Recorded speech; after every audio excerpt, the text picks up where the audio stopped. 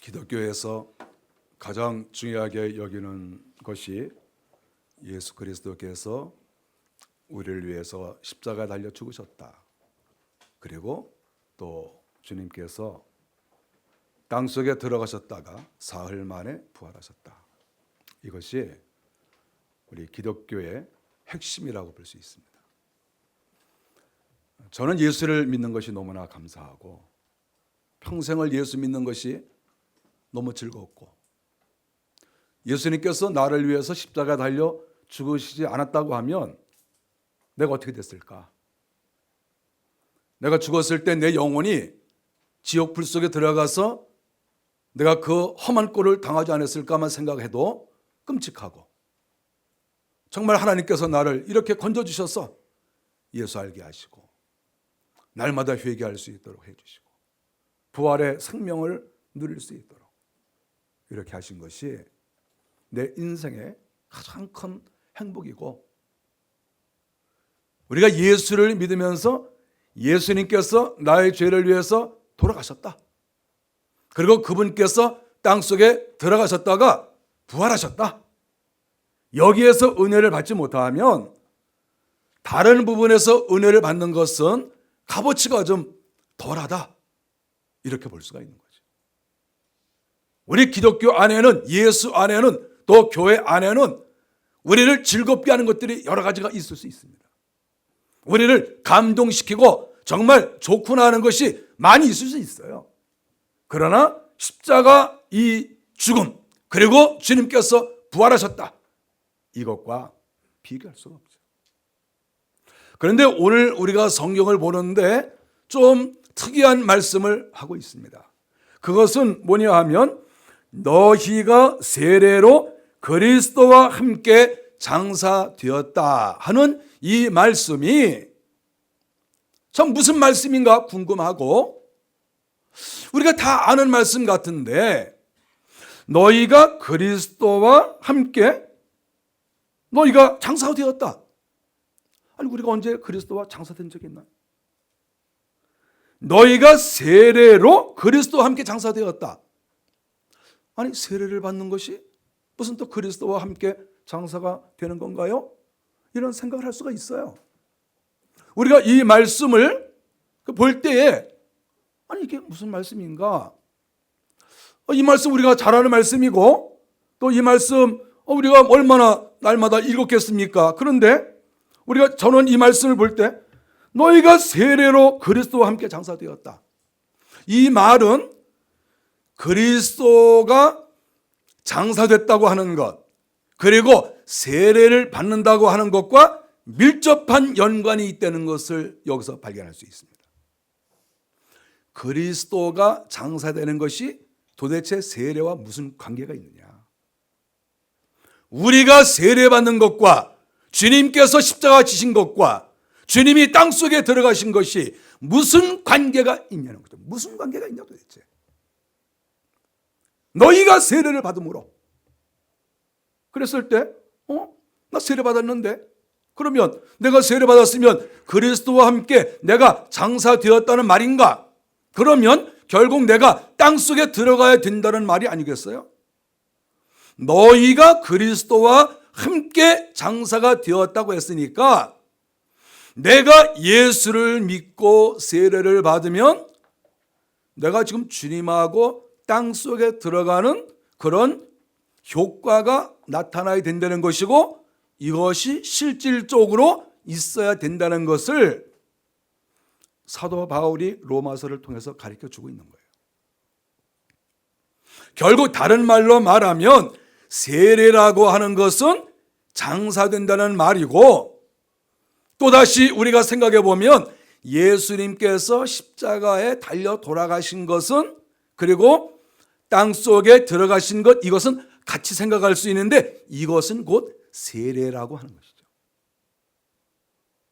우리 예수님께서 이 땅에 오셨을 때 세례 요한에게 세례를 받았어요.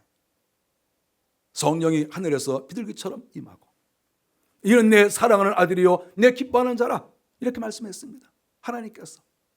그런데 주님이 또 세례를 받은 거예요. 그 세례가 무엇입니까? 바로 십자가를 지시고 죽으신 다음에 땅속으로 들어간 거, 이게 세례예요. 예수님이 세례를 받으신 거예요. 세례라고 하는 것은 땅속에 들어가는 거예요. 죽어야 된다는 것이죠. 지금 성경이 그걸 말씀하고 있는 거예요. 너희들도 예수를 믿는다고 하면 너희들도 똑같이 그리스도와 함께 십자가에 달려 죽고 너희의 죄값 때문에, 그리고 너희들이 땅속에 들어가야 된다.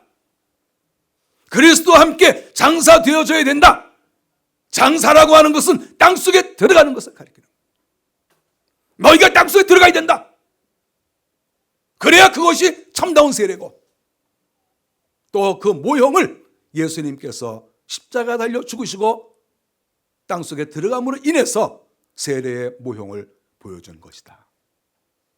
이것을 성경이 가르쳐주고 있는 거예요. 사도 바울은 고린도전서 10장 2절에서 이런 말씀을 하고 있습니다. 모세에게 속한 이스라엘 백성들이 다 구름과 바다에서 세례를 받고, 구름과 바다에서 세례를 받았다. 이스라엘 백성들이 애굽에서 나와서 가나안 땅으로 가게 되는데 홍해를 만난 거예요. 홍해를 만났는데 모세의 인도로 그 바다가 갈라진 겁니다. 바다가 갈라졌는데, 바다라고 하는 것은 지금 사람들이 서 있는 곳보다 낮은 곳이에요. 땅속이에요. 우리가 연상을 한번 해보세요. 그랬을 때 모세가 이스라엘 백성들을 이끌고, 자, 우리가 홍해를 건너서 저 건너편으로 가자 그랬을 때 사람들이 다 바닷속으로 들어간 거예요. 지금 육지에 있다가 바닷속으로 들어간 거예요. 지금 땅속으로 들어갔어요. 그렇지 않습니까? 땅속입니다. 땅으로 내려가는데 물은 옆으로 흩어진 거예요. 그리고 땅속으로 들어갔습니다. 고개를 들어보니까 육지는 저 위에 있는 거예요. 성경은 이것을 세례라고 말했어요. 땅속에 들어간 것을. 이스라엘 백성들이 땅속으로 들어간 거예요. 땅속으로 한참 들어갔어요. 지금 홍해를 건너려면 시간이 많이 걸립니다. 그 시간이 많이 걸리는 그 경우에 이들은 내가 죽었다고 생각했어요. 내가 땅속에 들어왔네. 육지가 저 위에네. 여기 지금 바닷속이네. 아이고, 나 죽었구나. 물이 합하기만 하면 나는 죽는구나. 결국 이스라엘 백성들은 죽음을 체험한 거예요. 땅속에 들어가서. 그래서 거기에서 시간이 얼마나 걸리는지 성경에 나오지 않지만 땅속에 들어갔다가 쭉 지났다가 건너편 육지로 올라왔어요. 그 올라올 때 얼마나 힘들었겠어요. 그 육지로 겨우 올라온 거예요.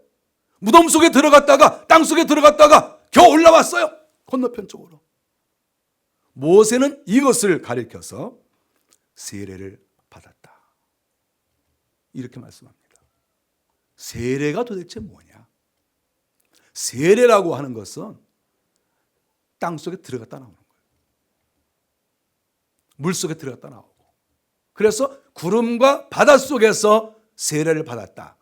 구름과 바다, 그리고 땅속, 이것이 다 연합했을 때 그것을 세례다. 이렇게 성경이 가르쳐주고 있는 것입니다. 그러므로 세례를 받은 사람은 내 죄 때문에 내가 땅속에 들어가는 그러한 체험과 그러한 각오와, 또 나는 이렇게 죽는다, 나는 죄값 때문에 죽는다, 이러한 마음을 가져야 그것이 정상적인 세례고, 세례받은 자의 태도고, 또 세례를 받는 사람도 나는 내 죄값 때문에 땅속에 들어간다, 이런 마음을 갖는 것이 정상이라고 하는 것입니다. 또 하나는 세례라고 하는 것은 무엇인가 그랬을 때, 세례는 죽음에서 나오는 것이 세례입니다. 이스라엘 백성들이 홍해 속에, 땅 속에 들어갔다가 나왔습니다. 만일에 땅 속에 들어갔는데 거기에서 나오지 못하면 그것은 세례를 받은 것이 아닙니다.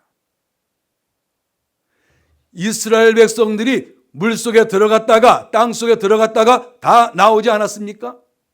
그 다음에 애굽의 군대들이 따라왔습니다. 그리고 그들고 땅 속으로 들어갔습니다. 모형으로 볼 때에는, 겉으로 볼 때에는 세례에 동참하는 것 같아요. 그런데 이스라엘 백성들은 땅 속에 들어갔다가 다 올라왔어요. 그래서 세례가 열매가 맺혀진 거예요. 그런데 애굽 사람들은 땅 속으로 좀 들어갔습니다. 나중에 어떻게 됐습니까? 물이 합하여져서 그들은 그 안에서 다 죽었습니다. 그래서 똑같은 길을 걸어간 것 같지만 애굽 사람들은 세례를 받지 못한 거죠. 결국 세례라고 하는 것은 내가 내 죄값 때문에 땅 속에 들어가고 그리고 거기에서 살아나와야 진정한 세례의 열매를 맺게 되는 것이죠. 그게 참다운 세례다. 그래서 물속에서부터 나와야 세례를 받은 것이다. 이렇게 말할 수 있습니다. 저희 교회는 장로교회입니다. 장로교회는 침례를 행하지 않습니다. 약식 세례를 하지요. 머리에 손을 얹고. 아마 여기에는 순복음교회나 침례교에 다니던 분도 계실 겁니다. 그분들은 침례 세례를 받습니다. 사실 약식 세례보다는 침례교나 순복음교회에서 행하는 침례 세례가 훨씬 더 성경적입니다. 그게 더 옳아요. 장로교는 약식으로 하는 것이죠. 장로교는 예식을 좀 무시하니까. 실질적으로 사람이 물속에 들어가서 잠수가 될 때 마음이 생겨요. 아, 나 죽었구나. 그런 실감을 느낍니다. 저도 물속에 들어가 본 적이 있는데 물속에만 들어가면 겁이 나요. 아, 나 죽나 보다. 그런데 세례를 받을 때에는 적어도 그런 체험이 필요해요. 내가 죄값 때문에 죽는다. 내가 죄값 때문에 물에 내가 장사된다. 애굽 사람들이 물속에 빠져 죽은 것처럼 나도 죄 때문에 이렇게 죽는 것이다. 이런 것을 체험하는 게 좋아요. 그리고 거기에서 일어나서 살아남았을 때 아, 내가 이제 부활 생명을 누리는구나. 우리 주님께서 죽었다가 살아나신 것처럼 나도 주님과 죽었다가 이제 살아나는구나. 이런 부활 체험이 우리에게 필요한 거예요. 새 생명을 얻는 체험이 우리에게 필요합니다. 그래서 결국은 물속에서 나오는 것이 세례라고 하는 것이죠. 이것을 성경이 가르쳐주고 있습니다. 그러면 예수님께서 왜 십자가에 달리시고 땅속으로 들어가셨습니까? 우리는 원리로 돌아가서 바로 내 죄 때문에 그렇다고 한 것입니다. 내 죄 때문에 내가 물속에 들어가 죽어야 되는데 우리 주님께서 땅속에 들어가시고 살아나셨어요. 그러면 우리가 그것을 쳐다보고만 있으면 되겠습니까? 아, 예수님이 나를 위해서 십자가 달려 죽으시고 땅속에 들어가시고 부활하셨네. 나 이제 그걸 믿으면 나는 된다. 이것으로 우리의 신앙이 끝나는 줄 압니까? 오늘 성경이 무엇을 가르쳐 줍니까? 그리스도와 함께 장사되어 함께. 우리가 이 말씀에 주목을 해야 됩니다. 진정한 기독교인들은 우리 주님과 함께 내 죄 때문에 땅속에 들어가는 체험과 그러한 회개와 그러한 마음 자세가 있어야 된다는 것이죠. 우리 주님이 아니었다고 하면 우리 다 벌써 죽었습니다. 우리 영혼이 죽고 육체도 죽고 부활 생명이요? 그것이 어디 있습니까? 내세가 우리에게 어떻게 보장이 됩니까? 우리는 완전히 망하는 거죠. 그래서 그리스도와 함께 우리가 십자가에 달리고 장사가 되어져야 된다 하는 이 말씀을 우리가 깊이 받아들이고, 우리는 날마다 나는 내 죄 때문에 나는 죽어야 돼. 나는 죄 때문에 죽을 수밖에 없어. 이 죄는 이렇게 무서운 거야. 우리 주님이 용서해 주지 아니하시면 나는 100번 1000번 죽을 수밖에 없어. 이런 마음을 갖고 있어야 진정으로 그리스도의 죽음과 부활에 동참하는 것이다. 이것을 이 본문이 가르쳐주고 있습니다. 주님이 부활하셨다고 박수치고 주님 부활하셨습니다. 주님이 사망을 이기셨습니다. 이것으로 만족하는 것이 기독교 아니에요. 성도가 그거 하는 게 끝이 아니에요. 그리스도와 함께 장사되는 것이다. 너희의 죄 때문에, 너는 이 죄 때문에 너도 죽어. 주님이 대신 죽으셨으니까 너는 가만히 있어가 아니고 너도 죽어라. 함께 너도 죽어라. 이것이 기독교입니다. 주님이 죽으신 것 구경만 하는 것이 기독교 아니에요. 기독교는 구경하는 게 아니에요. 내가 실질적으로 체험하는 것입니다. 우리 주님이 부활하셨을 때 제자들 앞에 나타나셨어요. 제자들에게 주님께서 자기 몸을 보여주셨어요. 나는 영이 아니다. 내 손과 발을 봐라. 난 살과 뼈가 있다. 우리 주님께서 보여주셨어요. 제자들이 부활하신 주님을 보았습니다. 체험을 했어요. 기독교 2000년 역사 가운데 사실 저는 책을 많이 봤어요. 책을 많이 봤는데 주님을 만난 분들이 그렇게 많아요. 뭐 수도 없습니다. 누가 주님을 만났다, 누가 주님을 보았다 이 얘기할 것도 없어요. 그렇게 많은 분들이 주님을 본 거예요. 부활하신 주님을. 이 가운데에도 부활하신 주님을 보신 분이 있을지 모르겠어요. 주님은 부활하셔서 지금도 살아계시고 하늘 보좌에도 계시고 또 우리에게도 나타나시고 말씀도 해주시고 은혜도 주시고 놀라운 일이 벌어지는 거죠. 근데 그것을 그 엄청난 체험을 하려면 주님과 함께 십자가에 달리고 땅속에 들어가는 처절한 회개와 처절한 죽음의 역사가 본인에게 있을 때 그런 것이 나타나는 거예요.